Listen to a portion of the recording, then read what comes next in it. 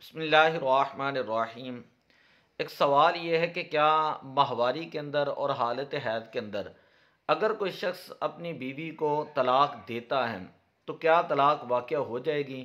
تو اس کا جواب یہ ہے کہ حالت حیض کے اندر طلاق دینا اگرچہ سخت ترین گناہ ہے اور حدیث پاک کی مخالفت ہے، لیکن حالت حیض کے اندر دی ہوئی طلاق واقع ہو جاتی ہے۔ حضرت ابن سیرین بیان کرتے ہیں کہ مجھے حضرت عبداللہ بن عمر رضی اللہ تعالیٰ عنہ نے بیان کیا کہ میں نے حالت حیض کے اندر اپنی بیوی کو طلاق دے دی تھی۔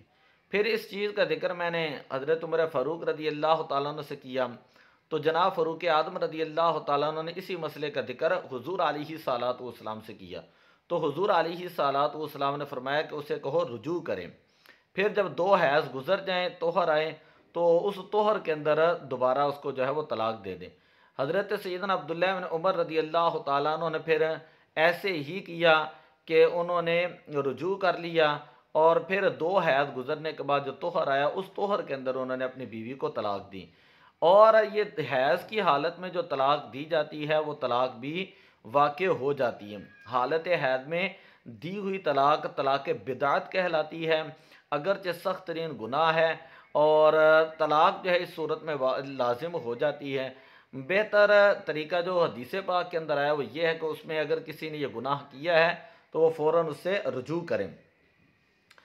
اسی طرح ایک سوال ہے، سوال یہ ہے کہ کیا حالت حمل کے اندر حالت حمل میں طلاق دی تو طلاق واقع ہو جائے گی؟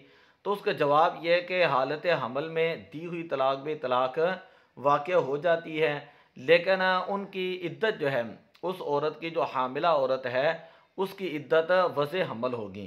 حاملہ عورت کی عدت وضع حمل جو ہے وہ شریعت کے اندر کہا گیا۔ تیسری بات یہ ہے کہ رجوع کا طریقہ کیا ہے؟ عورت کے ساتھ اگر رجوع کرنا ہے تو رجوع کا طریقہ کیا ہے؟ تو اس کا جواب یہ ہے کہ رجوع جو ہے وہ قول کے ساتھ بھی ہو سکتا ہے اور رجوع جو ہے وہ فعل کے ساتھ بھی ہو سکتا ہے۔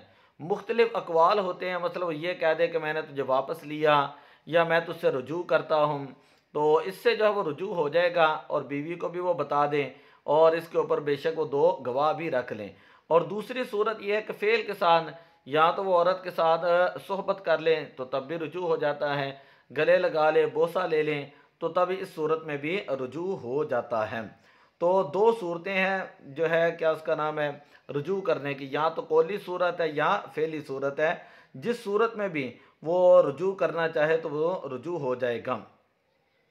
غیر مدخولہ کی طلاق کے حوالے سے سوال ہے کہ غیر مدخولہ کو اگر کسی شخص نے کہا کہ تجھے 3 طلاقیں ہیں تو اب کیا حکم ہے؟ تو اس صورت میں جواب یہ ہے کہ ایک طلاق بائن جو ہے وہ واقع ہو جاتی ہے۔ اگر وہ بار بار یہ کہتا ہے تجھے طلاق ہے، تجھے طلاق ہے، تجھے طلاق ہے، یا وہ کہتے ہیں ایک اور ایک اور ایک، اب اس صورت میں بھی عورت کو ایک طلاق بائنہ واقع ہوگی، اور باقی جتنے الفاظ ہوں گے وہ تمام کے تمام الفاظ جو ہیں وہ لغو چلی جائیں گے۔ حیض کی حالت میں بھی طلاق واقع ہو جاتی ہے، حالت حمل میں بھی طلاق واقع ہو جاتی ہے۔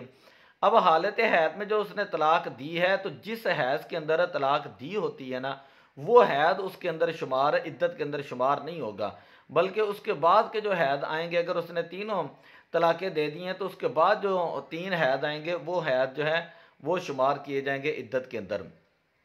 تو دعا ہے کہ اللہ تعالی ہمیں دینی معاملات کو سمجھنے کی توفیق عطا فرمائے۔ الصلاۃ والسلام علیک یا رسول اللہ۔